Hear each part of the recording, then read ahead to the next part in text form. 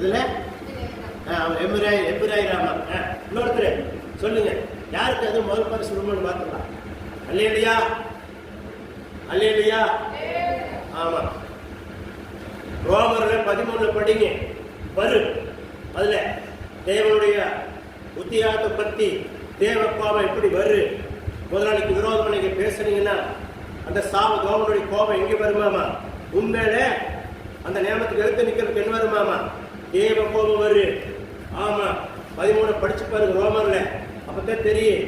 1, 2, 3 வரைக்கும் 4 வரைக்கும் படிச்சு பாருங்க. அப்ப எல்லாம் விடையும் உங்களுக்கு தெரிஞ்சு போகும். ஆமே, இல்லையா? ஏன்னா டைம் இல்லை, உங்களை யாரும் ஒருத்தரை கேட்டு நான் என்ன பண்ணலாம், பேசிட்டு இருக்கலாம். டைம் இல்லாதனால நானே சொல்லிட்டு வந்துட்டு. ஆமே, கர்த்தருக்கு மகிமை உண்டாட்டு.